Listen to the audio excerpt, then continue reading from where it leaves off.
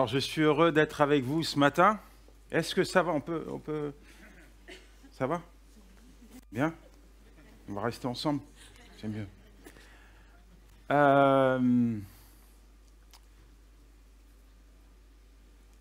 Je crois que Dieu utilise des gens pour nous bénir, pour nous toucher, pour nous impacter. Et personnellement, je suis tellement reconnaissant également pour mon épouse. C'est mon évangéliste, celle qui m'a partagé la parole de Dieu lorsque j'étais au bagne, en prison. Elle est également mon pasteur, ma conseillère, mon intercesseuse. Bref, vous l'aurez compris, la grâce est trompeuse, la beauté est vaine. Seule une femme qui craint l'Éternel sera louée. Derrière un homme debout, il y a toujours une femme sur les genoux qui prie et qui invoque Dieu.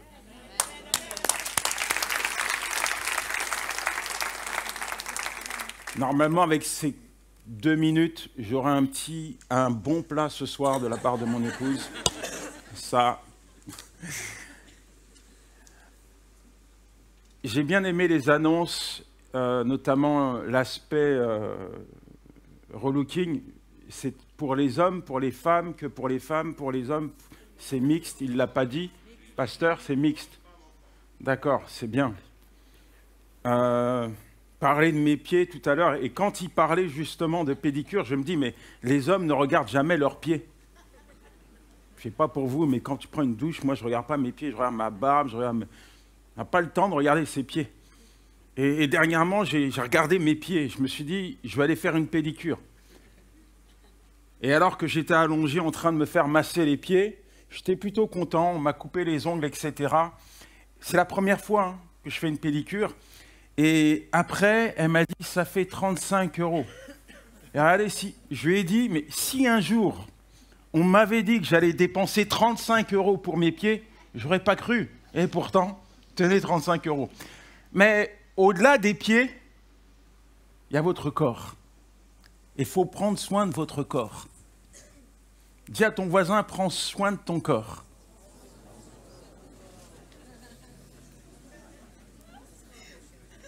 C'est très important de prendre soin de son corps.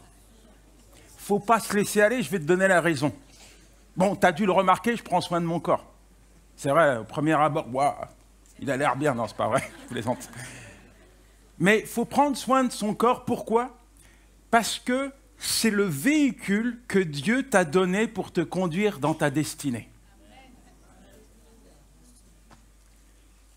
Alors, tu as plutôt intérêt de prendre soin de ton corps parce que Dieu va l'utiliser pour te conduire dans les projets qu'il a formés pour toi. Il faut prendre soin de ton corps. N'attends pas 2024 avec les bonnes résolutions. Je vais me mettre au sport, je m'inscris à une salle, je fais une diète. Non, dès maintenant. Dès maintenant. Dis à ton voisin, prends soin de ton corps. Dès demain matin, va faire un footing.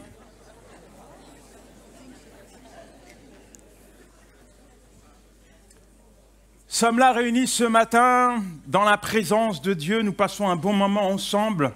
Mais chacun d'entre vous, vous conviendrez que vous allez rentrer à la maison. Chacun d'entre vous, vous avez vos luttes, vos combats, vos moments de joie, de réjouissance, mais également des moments de tristesse. Ça fait partie de la vie ici-bas.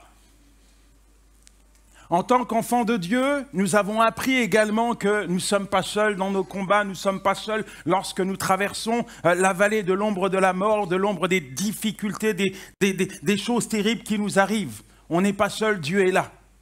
Pour,tant humainement parlant, on essaie, on tente tant bien que mal de se débrouiller tout seul comme des grands. Mais la réalité, c'est que on n'est jamais plus proche de Dieu que lorsqu'on est démunis, dépouillés de nos appuis. Je ne sais pas si vous avez le souvenir de ces moments, de ces instants où vous vous êtes retrouvés sur les genoux. Tout à coup, vous avez eu cette conviction dans votre cœur. Il n'y a que toi, Seigneur, qui peut intervenir. Il n'y a que toi qui peux débloquer cette situation. Il n'y a que toi qui peux poser ta main sur ma vie pour me sortir de cet état. Dieu intervient toujours au bon moment. Les épreuves que nous traversons, en réalité, il les utilise pour son avantage, pour nous manifester sa gloire et sa puissance. Alors, en tout temps, en chaque moment, en chaque saison, nous devons avoir le réflexe de nous tourner vers notre Père.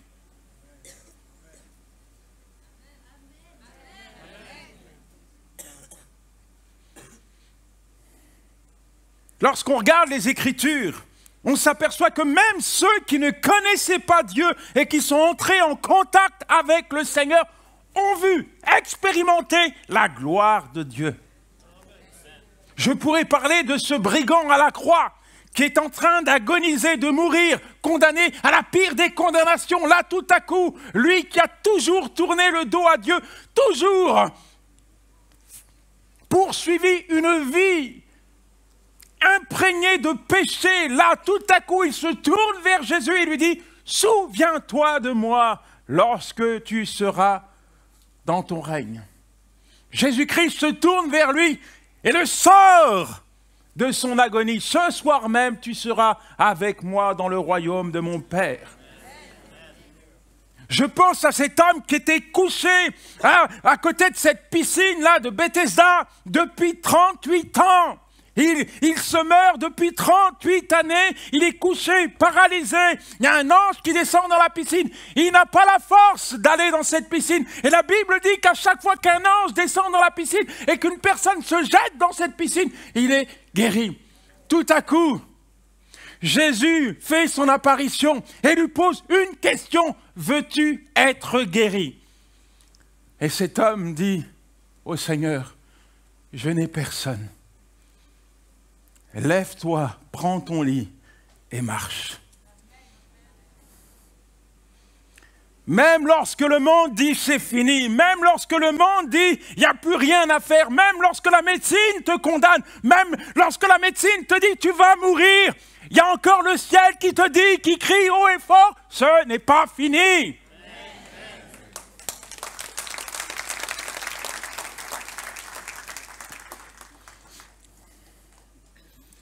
Il n'y a pas de situation irréversible avec Dieu. Dieu intervient toujours, mais alors toujours au bon moment. Son timing est parfait. Je dis que le timing de Dieu est parfait. La parole de Dieu n'a pas de date de préemption. Elle s'accomplit toujours dans le temps de Dieu. Aujourd'hui, tu vas être confronté à cette parole, parole de vie. La parole de Dieu, elle est vivante, elle est puissante. La parole de Dieu, elle te permet d'expérimenter la puissance de Dieu. Une seule, je n'ai pas dit tout un sermon, j'ai dit une seule parole de Dieu est pleinement suffisante pour changer, transformer, bouleverser ta vie à tout jamais.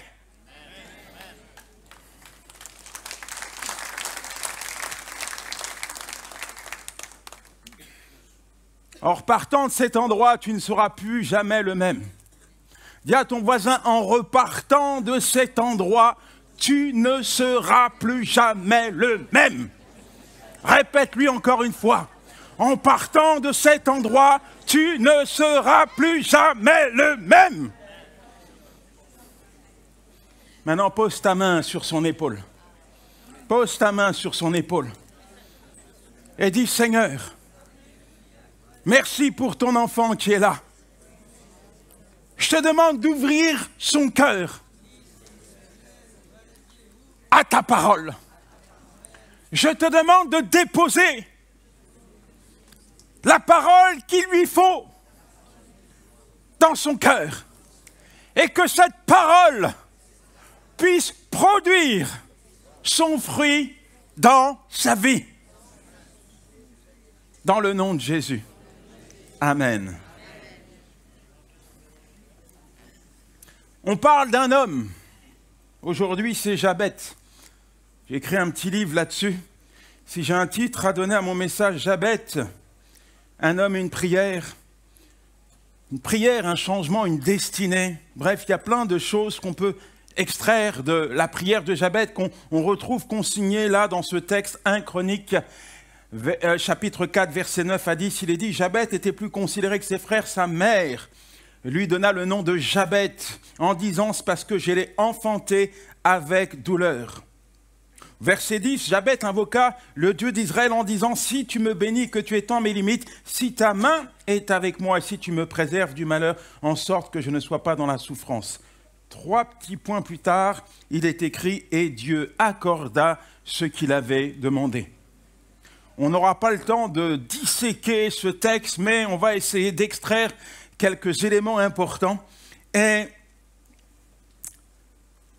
dès le début, l'histoire de Jabez se renferme dans son nom. Sa mère l'a enfanté dans la douleur. Et vous savez, c'est pas comme aujourd'hui. À cette époque, quand on te donne un nom, c'est pas comme maintenant où tu cherches un prénom, tu vois. Tu tapes sur ChatGPT, donne-moi les 10 prénoms les plus célèbres. T'en choisis un au hasard. Non, c'est pas comme ça. Un nom, c'est une déclaration. C'est comme une prophétie. Ça exprime quelque chose. C'est comme en Afrique, vous avez souvent des prénoms africains. Hier, j'ai rencontré, je sais pas, il était là hier, il s'appelait Merveille, je crois. Et ça, ta famille est chrétienne, forcément. Et je me souviens de cette femme qui, je rencontre, elle s'appelle Grâce de Dieu. Je dis, mais pourquoi tu t'appelles Grâce de Dieu? Elle me dit, bah c'est simple, ma mère, quand elle m'a donné naissance, elle était seule, elle était au village, et elle m'a extrait de son ventre avec ses mains, et quand elle m'a déposé sur son ventre, elle m'a appelé Grâce de Dieu. Et Jabez, son nom veut dire douleur, souffrance. Alors, il aurait pu se dire, puisque mon nom veut dire douleur, toute ma vie sera synonyme de malheur. C'est comme ça, c'est inéluctable. C'est mon destin. Aujourd'hui, peut-être, tu portes un beau prénom qui ne veut rien dire, qui n'a pas de signification. Mais derrière cela, tu as peut-être été abandonné par tes parents. Tu as peut-être été construit au travers de paroles dévalorisantes, destructrices. On t'a peut-être laissé croire que ton avenir était fichu, alors que tu ne l'avais pas entamé. On t'a peut-être laissé croire que tu étais un bon à rien, inutile, un vaut-rien, sans avenir, sans valeur.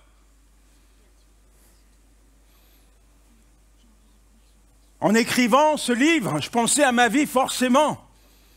Pour ma mère, je n'avais pas de valeur. Elle m'a donné un prénom qui s'appelle, je m'appelle Yanis, Yanis. Mais je ne suis pas sûr qu'elle savait véritablement l'étymologie du mot Yanis. Parce que Yanis, ça veut dire Jean. Jean, ça veut dire grâce de Dieu. Mais le Yanis, elle l'a pris, elle l'a mis à la poubelle, aux services sociaux. Et toute mon enfance, on m'a incrusté des mots qui étaient durs, des mots qui m'ont bridé, des mots qui m'ont détruit intérieurement. T'es un bon à rien, t'es le fruit d'un adultère. On m'a craché au visage, on m'a laissé croire que j'étais le rebut, la serpillière de ma maison. Alors, quand j'avais une dizaine d'années et que je faisais les poubelles pour manger, et que je me mettais dans un coin de rue là pour déguster des gâteaux périmés que j'avais récupérés dans les poubelles des supermarchés. Là, à cet instant, et que je regardais, j'analysais ma vie, que je pensais à mon avenir, je me disais, il n'y a pas d'avenir. Il n'y a rien qui se présage pour moi de bon, de beau. J'ai pas d'avenir. Je suis pas comme les autres. Je suis pas comme les autres gamins qui ont la joie d'avoir une famille. Je suis pas comme les autres gamins qui se réjouissent, qui rient avec leur père, avec leur mère. Il n'y a rien pour moi. C'est le désert. Si, à cet instant, alors que j'étais imprégné de ces sombres pensées, tu m'avais dit qu'un jour, Dieu allait entrer en scène, qu'un jour, Dieu allait annuler toutes les paroles destructrices qu'on m'avait incrustées dans le cerveau, je t'aurais dit, c'est faux, t'es un menteur. Et pourtant, le jour où j'ai confié ma vie à Jésus-Christ, tout a changé. J'ai réalisé que peu importe ce que l'homme avait décrété à mon sujet, j'étais quelqu'un aux yeux de Dieu. Et il ne m'avait pas placé sur la terre par hasard. Il avait un plan, il avait un but, il avait un objectif pour moi. Et là, tout a changé. Je commençais à me lever dans la prière, comme Jabez l'a fait. Mon ami, je ne sais pas comment tu es arrivé sur la terre. Je ne sais même pas si tu as reçu d'amour de la part de tes parents. Je ne sais pas dans quelles conditions, contexte familial, social, tu as évolué. Mais Bénis ces personnes qui t'ont fait du mal. Bénis-les. Je vais te donner une raison pour ça.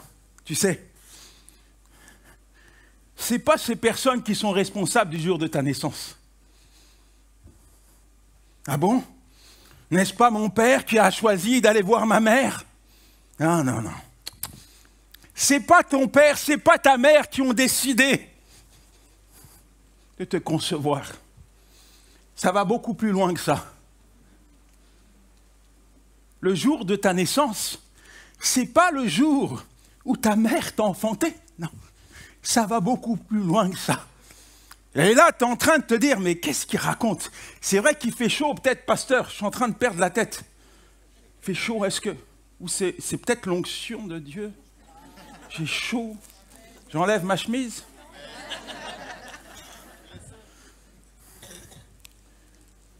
Tu sais quoi? Le jour de ta naissance, c'est le jour où Dieu t'a conçu dans sa pensée. Jérémie disait, avant même que je sois dans le ventre de ma mère, tu me connaissais. Les jours de ma vie étaient inscrits dans ton livre de vie. Avant que ta mère t'enfante, Dieu t'avait déjà conçu dans sa pensée. C'est Dieu qui t'a créé, c'est Dieu qui t'a fabriqué, c'est pas tes parents. C'est Dieu qui a voulu que tu sois ici. C'est Dieu qui a choisi tes parents pour t'envoyer sur la terre. Et j'aimerais te dire que ta présence sur la terre n'est pas liée au hasard. Dieu a une histoire à écrire dans ta vie.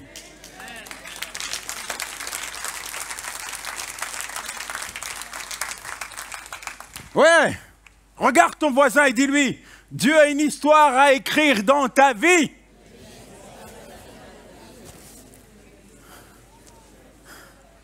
Dis-lui, t'es pas né par hasard.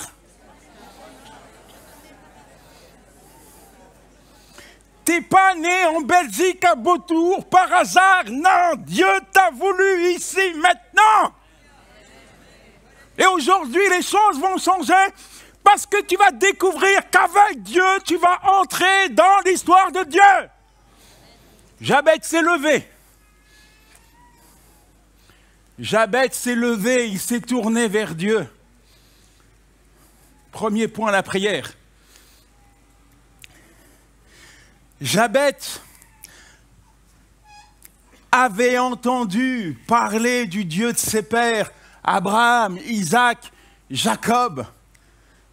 Alors face à cette destinée que la vie lui proposait, il s'est levé, il s'est tourné vers Dieu parce qu'il savait que Dieu était capable d'annuler, de rendre caduc ce malheur que renfermait son nom. Alors il invoque Dieu. La prière. Dis avec moi la prière. Dis à ton voisin, il faut que tu pries. La prière ne change pas Dieu, mais elle peut changer, transformer, bouleverser ta vie. Je dis, la prière ne va pas changer Dieu, mais elle peut métamorphoser ta vie. Tout commence par la prière. Je dis, tout commence par la prière. Tu n'es jamais meilleur que lorsque tu te retrouves sur les genoux, faisant un face-à-face avec Dieu. Il se passe des choses quand tu pries. Ta prière active le bras de Dieu. Dieu prend ta prière et il agit dans ta vie. Parce que tu lui as demandé, Dieu accomplira l'impossible dans ta vie. Tout commence par la prière. Le problème, c'est que les gens n'aiment pas prier.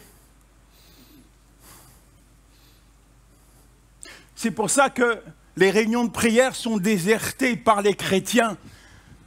Les gens n'aiment pas prier. Mais comment être impacté, saisi par la puissance de Dieu si tu ne passes pas du temps dans sa présence? Comment connaître les projets de Dieu si tu ne laisses pas Dieu les déposer dans ton cœur? Comment entendre la voix de Dieu si tu ne laisses pas Dieu te parler au travers de la prière?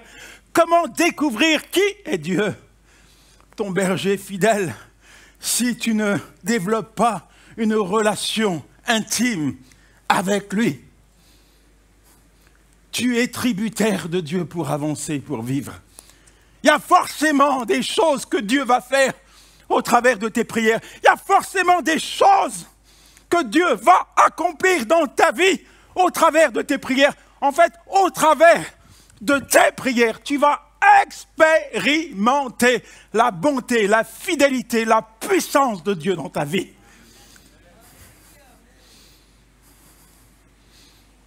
Comment tu lis la Bible, toi? Moi, je lis la Bible en priant. Tu sais pourquoi je lis la Bible en priant? Parce que à chaque fois que je vois une promesse de Dieu, je m'empare de cette promesse. Seigneur, tu le dis dans ta parole, tu es capable de l'accomplir dans ma vie. Seigneur, ce que tu dis dans ta parole, tu es capable de le manifester dans ma vie. Je l'invoque, je le cherche, je frappe, je cogne, je demande, je supplie, j'intercède. Oui, je réclame ma bénédiction à Dieu. Mais les gens n'aiment pas prier.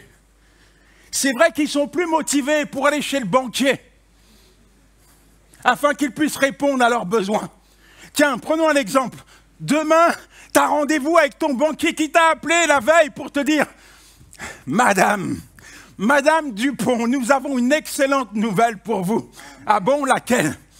Voilà, la banque a décidé de vous donner 1 million d'euros. C'est gratuit, c'est pour vous. Venez demain matin à 4 heures du matin. Et je vais vous accorder ce don. Tu ne vas pas chercher à consulter ta météo pour savoir s'il pleut, s'il y a de la neige ou autre. Tu ne vas pas regarder s'il y a la grève des transports. Tu ne vas même pas chercher si quelqu'un peut t'accompagner de peur qu'il te pique une petite partie de ton magot. Moi, je te garantis que demain matin, pas à 4 heures, à 3 heures du matin, tu es devant la banque. C'est vrai, c'est pas vrai? Ton Dieu, c'est le banquier des banquiers. Ton Dieu te réserve des trésors inégalés. Ton Dieu est disposé à te bénir, à faire au-delà de tout ce que tu imagines, de tout ce que tu espères. Il ne demande que cela. Mais le problème, c'est que tu n'as pas compris que lorsque tu ne pries pas, tu te prives toi-même des bénédictions de Dieu. Dis à ton voisin, ne te prive pas des bénédictions de Dieu. Alors, prenons l'exemple de Jabez, il se tourne vers Dieu parce qu'il sait que sans Dieu, il n'y a pas d'issue, il n'y a pas de possibilité de s'en sortir. Il se tourne vers Dieu. Et comme je le disais en introduction, parfois, il faut qu'on se retrouve dans une situation sans issue pour que tout à coup, on se tourne vers Dieu pour lui demander l'impossible. Alors, jeune converti, j'étais vraiment compliqué. En fait, ma femme a découvert au fur et à mesure du temps tous mes bagages émotionnels, psychiques, toutes mes cassures, mes blessures. J'ai fait un déballage au-delà de l'apparence. Le beau gosse que je représentais, elle a découvert quelqu'un qui était complètement démoli. Moi, j'avais un ego, je ne vais pas dire surdimensionné, mais à mon époque, en fait, je prenais plaisir à la persécuter dans sa foi, parce que lorsque je la voyais pleurer, je me disais, elle me kiffe, elle m'aime. Regarde, je la fais pleurer, elle est attachée à moi, elle est amoureuse de moi. Et psychologiquement, eh ben, j'étais dans cet état d'esprit où, parce qu'elle pleure pour moi, je peux asseoir ma domination. Mais le résultat, c'est que Dieu voulait entrer dans mon cœur, entrer dans notre foyer. Et elle le savait, mais moi, je ne le savais pas. Je n'avais pas de vie de prière, je ne connaissais pas Dieu. J'allais à l'église le dimanche. Pas parce que je voulais aller à l'église, j'y allais sous la menace. Je rentrais le samedi, et je voyais que madame était en train de repasser ma chemise. Tout un message, ça. Ma chemise, mon pantalon. Ça veut dire que demain matin, nous allons à l'église. Pas la peine de discuter, Yannis, sinon ça va être des problèmes toute la semaine. Mais rien à faire. Moi, je rentrais du culte et je repartais dans mes activités. Dieu n'était pas dans mon cœur. Alors un jour, elle a trouvé une solution, elle savait, parce qu'elle Elle aimait Dieu et elle savait que seul Dieu était capable de changer cette situation qui semblait irréversible. Attends, je te parle de quelqu'un qui... Je frappais les murs, moi. Il y avait des trous dans les murs dans notre appartement. Et les policiers venaient parce que je criais le soir. J'évacuais mes colères sur les murs. Et elle a dit, voilà, désormais, je sais comment je vais le coincer. J'instaure une cellule de prière à la maison. Il y a deux mots là. Il y a le mot prière, mais il y a le mot cellule. Ça, j'aime pas. J'aime pas le mot cellule. Moi, j'ai pas d'éducation, je sais pas ce que ça veut dire, hein, spirituellement parlant. Mot cellule. Le seul rapport que j'ai avec la cellule, c'est en prison. Alors quand elle me dit cellule, je sais que c'est même pas la peine. Cellule, à la maison en plus. Mais c'est quoi ça? Alors je sors du travail, 18 heures. À l'époque, on était aux 45 heures. Et je collais mon oreille sur l'appartement, là, sur la porte. Et si j'entendais que madame était en train de m'attendre dans la louange, l'adoration, je repartais en arrière. Mohamed l'épicier. Ma bière préférée, la bière du démon, 12% de plaisir diabolique. J'attendais que le calvaire passe et je rentrais à la maison. Et bien sûr, elle m'attendait pour me sermonner.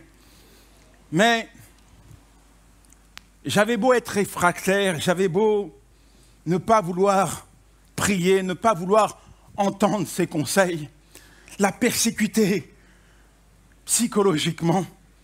Il y a une chose que je ne pouvais pas nier, c'est son attachement à Dieu. Jabet, il ne va pas courir à droite. Jabet, il n'est pas dit qu'il va pleurer à droite, pleurer à gauche, chercher des conseils. Jabet, il est dit, il se tourne vers Dieu. Il y a un moment donné où il faut arrêter de consulter les hommes. Il y a un moment donné où il faut te retrancher dans la prière. Ne rien lâcher. Ne pas arrêter. Soupirer. Intercéder devant Dieu jusqu'à ce que la situation soit débloquée.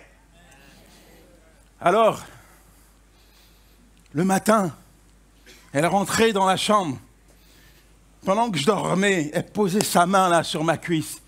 Elle levait l'autre vers Dieu. Seigneur, agis dans la vie de Yanis. Fais de lui un bon mari, un bon père. Change-le, transforme-le, utilise-le. Alors que je partage cela, je ne sais pas, chérie, si tu réalisais ce que tu étais en train de proclamer sur moi. Parce que lorsque je regarde ma vie aujourd'hui, je m'aperçois que non seulement Dieu a entendu ses prières, et puis il a répondu à ses prières, mais il a fait également au-delà de ses prières. Et c'est ça. Dieu va t'honorer le jour où tu vas décider de le mettre en avant, de l'honorer. En fait, tant que c'est à ta portée, ça ne vient pas de Dieu. Tant que tu agis avec tes capacités, avec tes ressources, ça vient de toi, c'est le produit de l'homme. Mais quand il y a quelque chose d'impossible, d'impensable, d'inimaginable qui se produit dans ta vie et qui est le résultat de la prière, alors tu honores Dieu et Dieu se fera toujours, mais alors toujours un plaisir de relever les défis qui se présentent devant toi. Dieu se fera toujours un plaisir d'exaucer tes prières les plus folles. La folie de l'homme n'est pas la folie de Dieu. Tu ne peux pas comprendre Dieu. Je dis, tu ne peux pas comprendre Dieu. N'essaie même pas de comprendre Dieu. Ta pensée n'est pas la pensée de Dieu. Hein? C'est pas la pensée de Dieu. Tu ne sais pas ce que Dieu est capable de faire au travers d'une petite prière. Mais quand tu regardes Jésus qui invoque le Père, tu t'aperçois qu'au travers des prières de Jésus, il y a eu des délivrances, il y a eu des miracles, il y a eu des résurrections, il y a eu la multiplication des pains, il y a eu des choses extraordinaires qui se sont produites.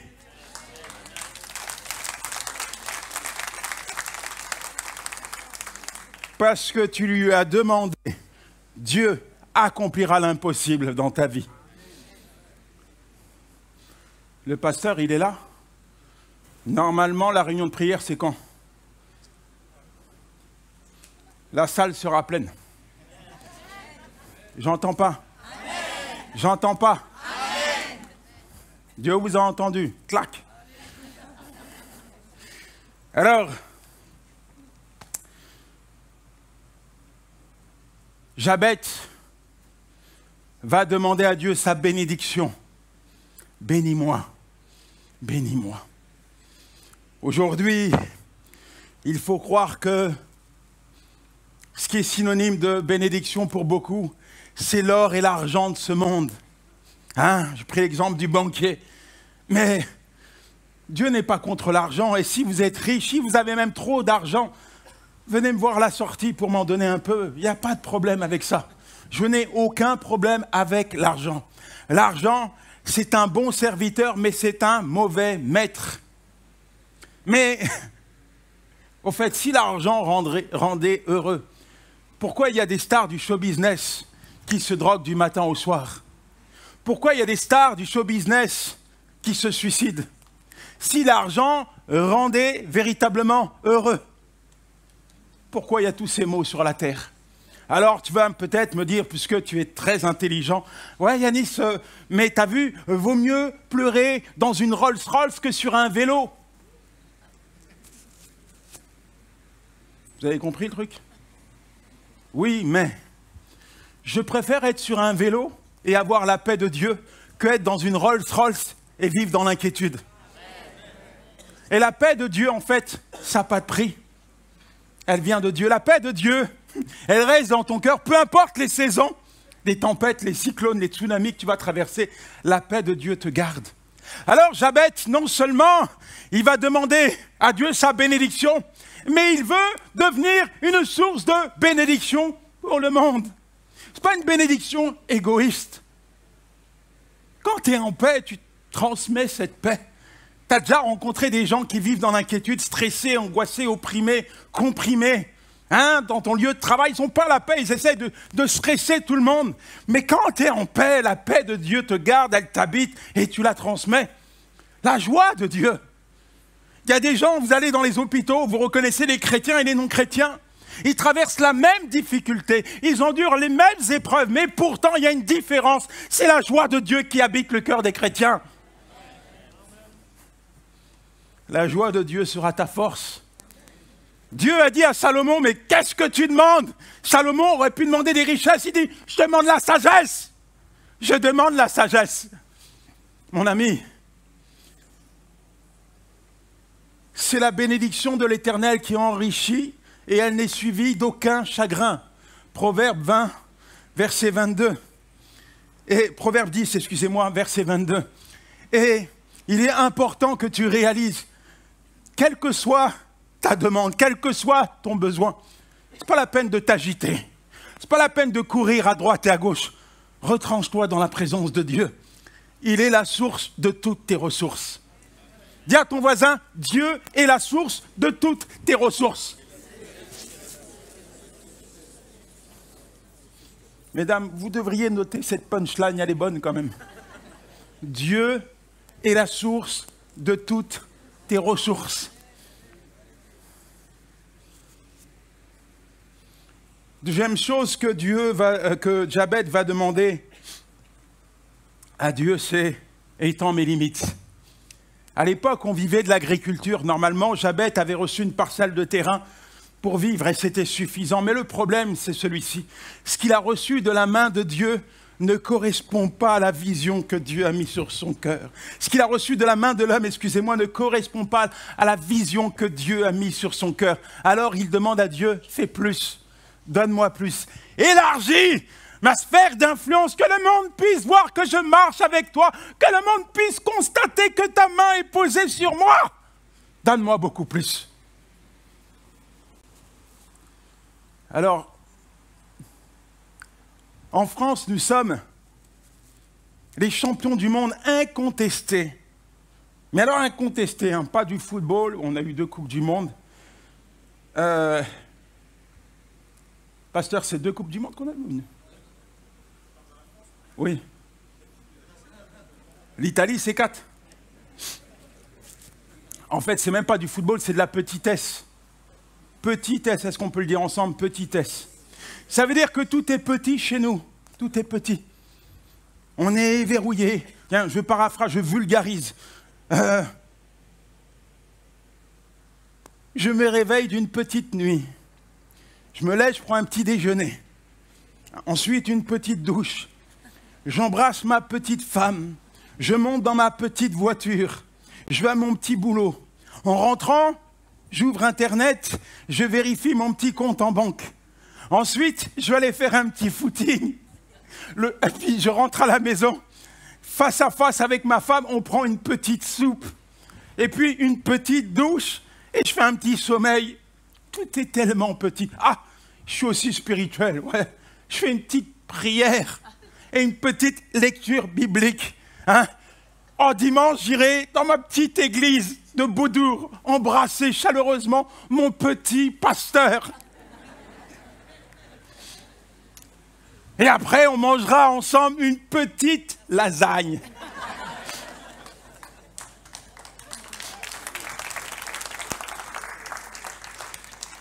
Quand tu es verrouillé dans tes pensées, dans ton mindset, en fait, tu en arrives à limiter Dieu, à enfermer Dieu dans ta petite S.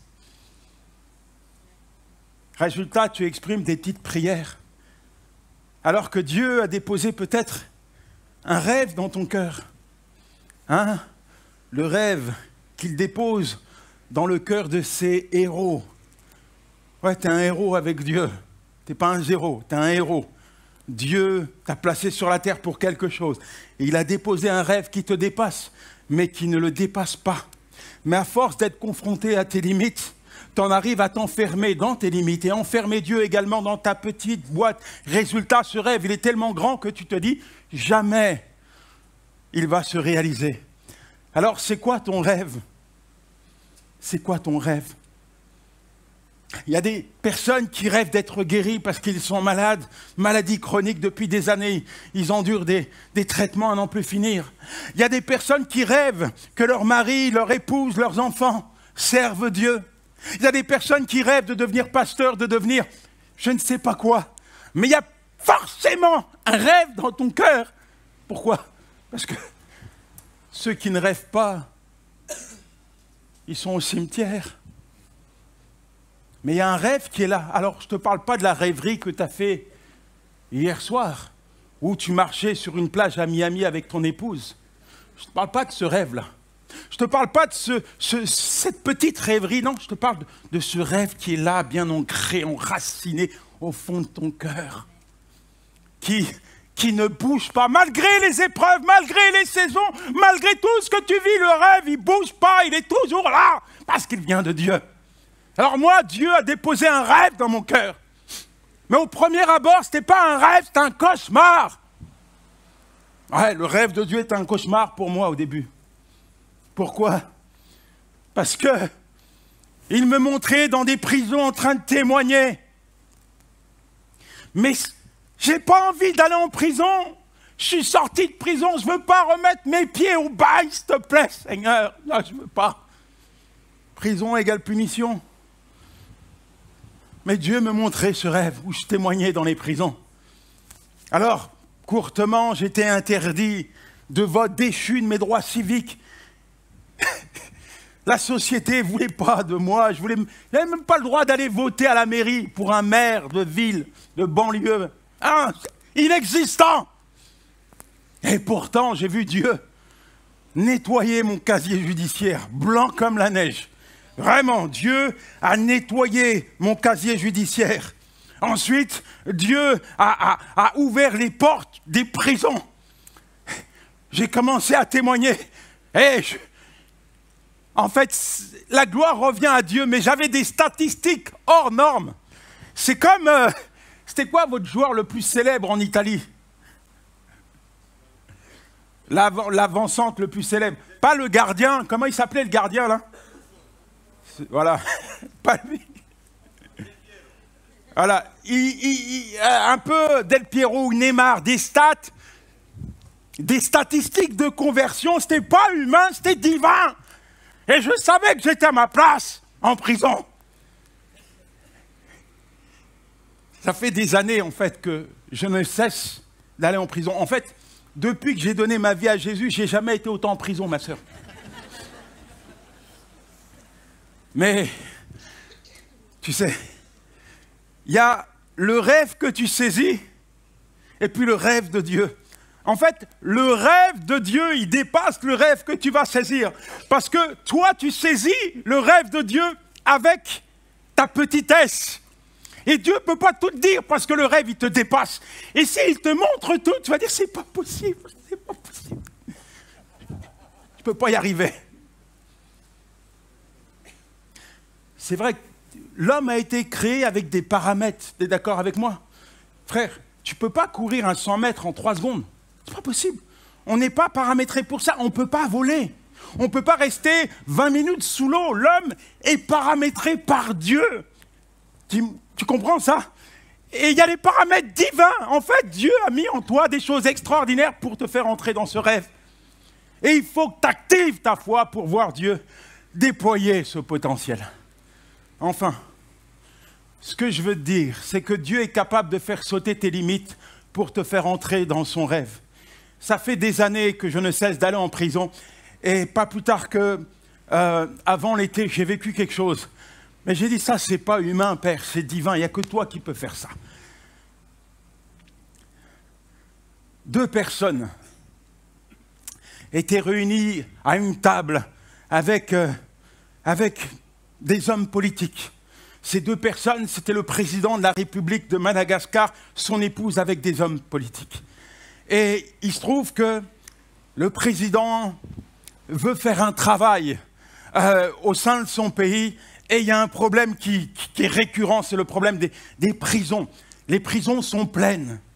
Et son désir, c'est d'apporter le message de l'évangile dans les prisons. Et là, ils sont en train de se réfléchir, se gratter la tête. Il dit, mais comment on peut faire pour impacter les détenus? Comment on peut faire pour que les détenus puissent se tourner vers le Seigneur? La femme du président lève la main. Moi, je sais. Ah bon? Elle dit, oui, je sais. Il y a une personne qui habite en France qui s'appelle Yanis Gauthier. Il faut le faire venir. C'est qui Yanis Gauthier? Tu sais, c'est un peu comme Joseph à la cour de Pharaon quand on commence à parler de Joseph. C'est qui Yanis Gauthier? Ok, trouvez-le, envoyez-lui une invitation. Je reçois une invitation. Quand on me dit, Yanis, tu vas aller à Madagascar, comme je l'ai dit hier, l'avion, j'aime pas. 12 heures d'avion. C'est Seigneur, en classe économique, 12 heures, je vais me casser le cou. Et puis le billet arrive. Mon incrédulité s'estompe. Je vois marqué en gros, en gras, en rouge, business class. Wow. Enfin, on me valorise à ma vraie valeur. J'arrive, business class. Oh, caviar, des toasts. Et madame, il y a des turbulences. Me dit, vous inquiétez pas, dans les sièges, il y a des airbags dans les sièges. Waouh! Je fais le trajet. On ouvre la porte de l'avion. Il y a plus de 500 personnes dans l'avion. Monsieur Gauthier. Des gardes du corps qui m'attendent. Il y a au moins 5 gars qui sont là. Envoyez un cortège de la présidence de la République. Me voici dans des 4x4 blindés. Waouh! Ça, c'est la grande classe. Mais je ne suis pas venu pour ça. Là, et bon côté de la mission, puis la mission va commencer. Je vais dans des coins. Alors, j'en ai vu des prisons, mais je n'ai jamais vu autant de misère. 180 gars dans une cellule. Ils dorment par terre, hein, sur le flanc, toutes les heures, ils sont obligés de tourner. Un seau pour faire leurs besoins. Un seau. La cellule ferme à 17 heures. Il n'y a pas de ventilateur, il n'y a rien. Ils n'ont plus de dents parce que le seul dentiste, c'est un arracheur de dents qui passe de temps en temps. Quand tu as mal aux dents, il t'arrache 10 dents dans la bouche sans anesthésie. ils n'ont pas accès aux médicaments. Ils ne peuvent pas toucher leur famille. Les parloirs sont grillagés. Il n'y a pas de contact physique. La misère. J'ai vu des enfants dans les prisons. J'ai vu des femmes avec des enfants dans leurs prisons. J'ai vu des âmes dans les prisons. Et j'ai prêché l'évangile. J'ai annoncé la parole de Dieu, mes amis. Sous mes yeux, j'ai vu plus de 4000 détenus donner leur vie à Jésus-Christ. Ça, c'est pas humain, c'est divin. Je dis, ça, c'est pas humain, c'est divin. Alors, peu importe ce que tu vis aujourd'hui, il y a le rêve de Dieu qui est là. Je dis que tu n'es pas un zéro, tu es un héros. Active ta foi, libère le potentiel que Dieu a enfoui en toi et entre dans son rêve. C'est la prière. C'est ce que j'avais à demander à Dieu. Seigneur, étends mes limites, fais beaucoup plus, agis dans ma vie, fais la différence. Dieu va faire la différence avec toi. Je dis, Dieu va faire la différence avec toi. Regarde pas simplement ton voisin, regarde-toi. Tu es peut-être en train de te dire, mais c'est pas possible, il y a tellement de failles, de couacs, de coquilles, d'erreurs dans ma vie. Non, il n'y a pas d'erreur. Parce que tout ce que Dieu fait est parfait, il n'y a pas d'erreur. Je dis, il n'y a pas d'erreur.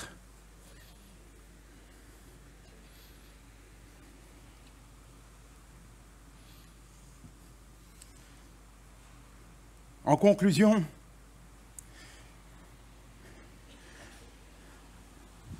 sur ton chemin, tu vas rencontrer des oppositions. Parce que le jour où tu décides d'être le héros, le jour où tu décides de te lever devant Dieu, en réalité, le diable va se déchaîner sur toi. Il va envoyer des personnes, des détracteurs, des tueurs de foi, des tueurs de rêves, des tueurs de visions, des gens qui sont là juste pour te dire « reste assis, n'y va pas, fais comme tout le monde, sois la photocopie des gens ». Tu n'es pas un prototype, hein? Tu es une photocopie. Moi, je te dis que tu es unique, tu n'es pas une photocopie. C'est pour ça qu'il y a une mission unique pour toi, que Dieu a réservée. Tu n'es pas une photocopie. Dis à ton voisin, tu n'es pas une photocopie. Non mais, comprends-le. Regarde, franchement, t'aimes ta femme. Il y a des couples ici. Vous êtes mariés, vous vous aimez. Moi, j'aime ma femme. Elle est belle, tout ce que tu veux, mais je ne veux pas être sa photocopie, je ne veux pas lui ressembler. T'échangerais ton visage avec le mien? Elle préfère son visage, elle est comme elle est, je suis comme je suis. Et c'est ce qui fait la richesse de notre couple. N'essaye pas de ressembler aux autres. T'es unique. Joseph avait un rêve. Il s'est levé, il voulait entrer dans le rêve de Dieu. Il a fait face à ses frères, à des oppositions. Il a été vendu comme esclave en Égypte. Et ensuite, ses frères ont dit à leur père, il est mort ton fils.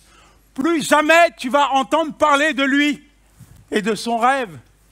Mais ce que ses frères ignoraient, c'est qu'en l'envoyant comme esclave en Égypte, et il l'envoyait tout droit dans l'accomplissement du rêve de Dieu.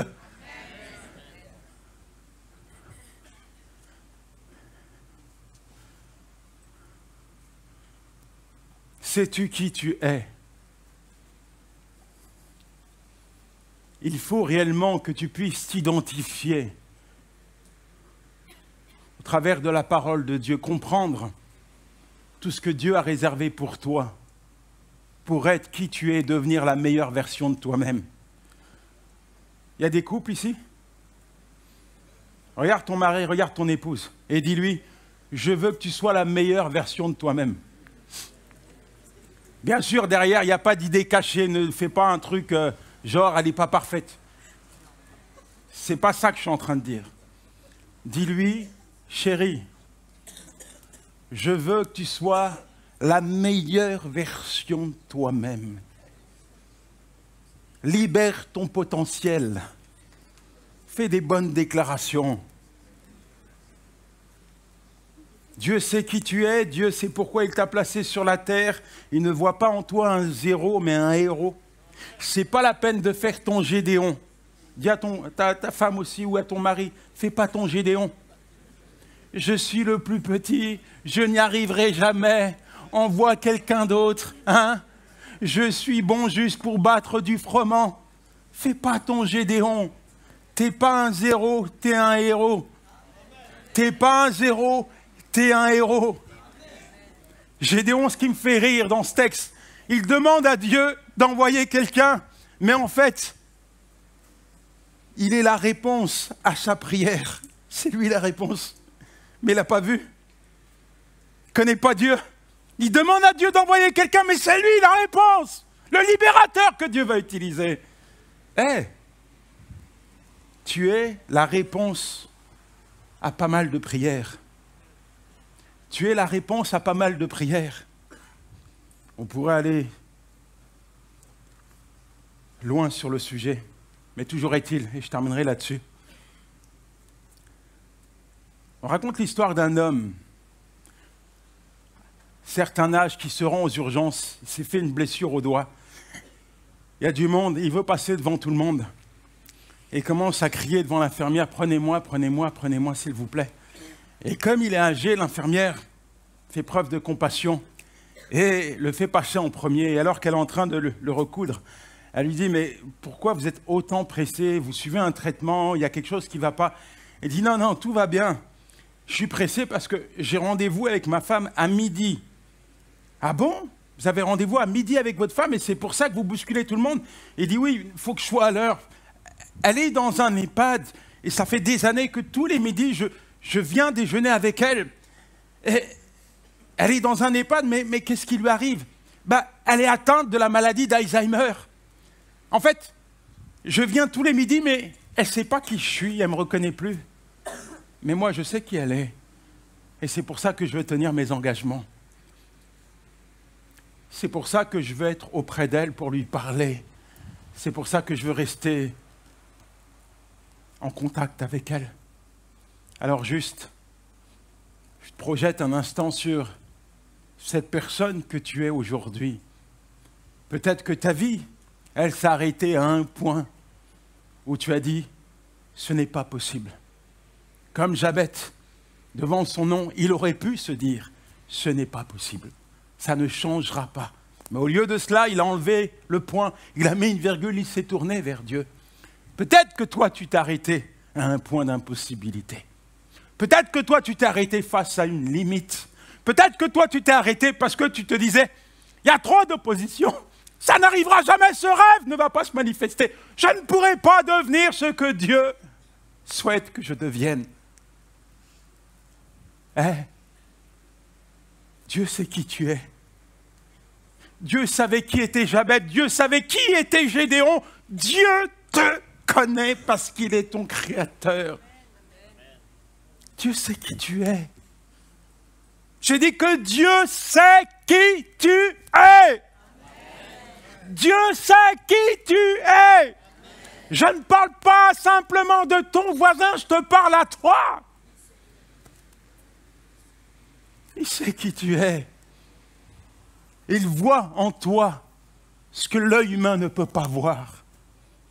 Et il sait ce qu'il va faire avec toi. La seule chose que tu dois faire, c'est prendre position comme Jabez. Il faut que ça change. Certes, je ne peux pas changer les choses. Certes, je suis paramétré avec des limites, mais je crois, Seigneur, que tu es le Dieu de l'impossible. En fait, il y a un mot là que tu vas bannir à tout jamais de ton vocabulaire. S'il te plaît, ne répète plus jamais le mot impossible. Impossible n'est pas chrétien. C'est un mot qui n'existe pas dans le langage de Dieu parce que tout est possible. Dis à ton voisin, c'est possible. Quels que soient tes défis, quelles que soient tes luttes, quels que soient tes combats, quel que soit le rêve que Dieu a déposé dans ton cœur, quelles que soient tes limites, dis-lui, c'est possible. Répète-lui encore, c'est possible. Répète-lui encore, c'est possible. Répète-lui encore, c'est possible. Avec Dieu, tu vas y arriver.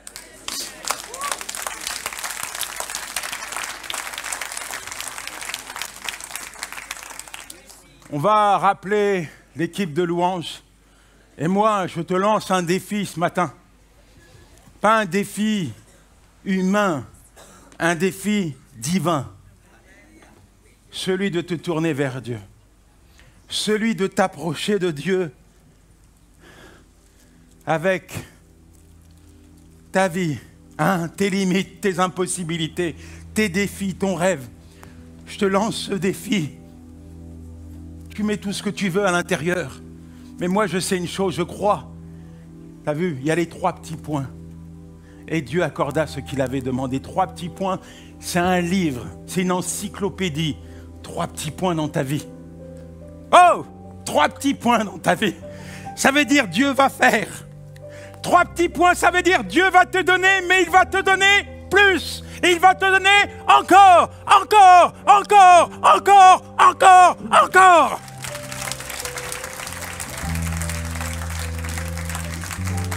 Il est le Dieu de l'impossible. Alors, nous allons nous lever par la foi. Lorsque l'incrédulité prend le dessus, les gens restent sur leur chaise. Parce qu'ils pensent que ce n'est pas possible. Mais la foi se lève parce qu'elle croit en l'impossible. Et elle expérimente l'impossible. Peu importe ton besoin, mon ami, je veux que tu viennes là. Je vais appeler le pasteur. On va prier pour vous ici. Peut-être que tu t'identifies à ce message. Il y a quelque chose dans ta vie. Tu as besoin d'un toucher de Dieu. Viens là rapidement. Nous allons prier pour toi. Pendant la louange, sors des rangs rapidement. Nous allons prier pour toi. Nous croyons en la puissance de la prière. Nous croyons en l'impact de la prière. Nous croyons qu'au travers de la prière, Dieu agit et il va agir. Alors sors des rangs. Sors des rangs. Sors des rangs.